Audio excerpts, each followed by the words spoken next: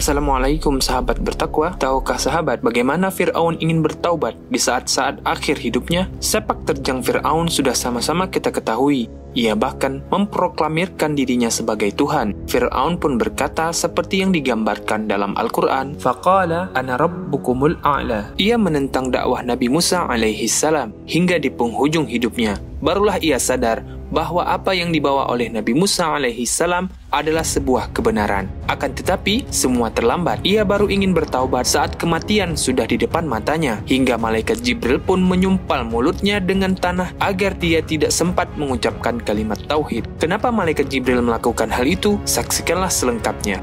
Orang-orang Bani Israel pergi meninggalkan negeri Mesir, mengiringi Nabi Musa alaihi salam. Mendengar berita kepergian mereka, kemarahan Fir'aun semakin menjadi-jadi terhadap mereka. Ia mengirim bala tentaranya dari berbagai kota besar yang berada di bawah kekuasaannya. Lalu ia menaiki kendaraannya dan pergi mengejar kaum Bani Israel, diikuti oleh pasukan yang sangat besar jumlahnya. Tidak ada seorang pun yang tertinggal dari Fir'aun, termasuk kalangan orang-orang yang mempunyai pengaruh dan kekuasaan di berbagai wilayah kerajaannya. Fir'aun menemukan Bani Israel di depan tepi laut. Mereka pun terdesak hingga akhirnya Allah Subhanahu wa taala memerintahkan kepada Nabi Musa alaihi salam untuk memukul lautan yang ada di hadapannya dengan tongkatnya. Laut pun terbelah. Seluruh Bani Israel melewati lautan yang terbelah hingga sampai di tepian. Fir'aun beserta bala tentara dan juga termasuk pembesar-pembesar kaumnya mengejar Bani Israel dan ikut masuk ke dalam laut yang terbelah untuk menindas Bani Israel. Hingga seluruh rombongan mereka hampir sampai di tepi laut, maka Allah yang Maha Kuasa memerintahkan kepada laut agar menutup dan menelan mereka. Disinilah Fir'aun menemui ujung kehidupannya, dan saat sakratul maut mendatanginya, berkatalah ia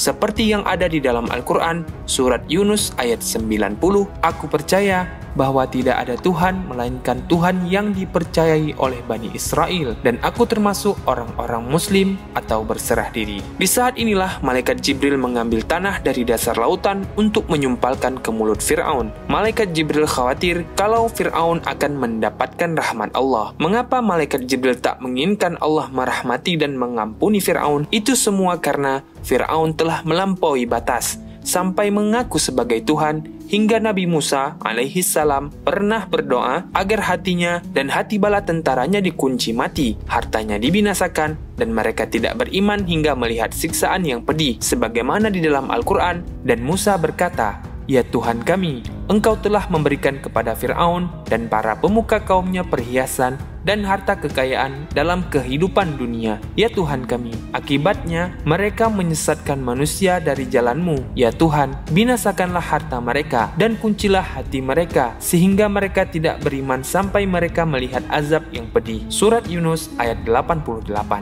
Dalam sebuah hadis, Rasulullah Shallallahu Alaihi Wasallam bersabda, sewaktu Allah menenggelamkan Fir'aun, ia mengucapkan, Aku beriman bahwa tiada Tuhan kecuali yang diimani kaum Bani Israel. Kemudian malaikat Jibril berkata kepada Rasulullah Shallallahu Alaihi Wasallam, Wahai Muhammad, seandainya engkau melihatku, kala itu aku mengambil tanah hitam dari dasar lautan, lalu memasukkannya ke dalam mulut Fir'aun, karena takut ia diliputi oleh rahmat.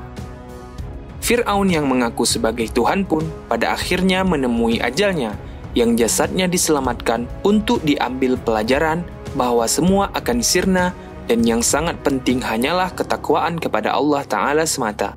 Wallahu a'lam bisawab. Wassalamualaikum warahmatullahi wabarakatuh.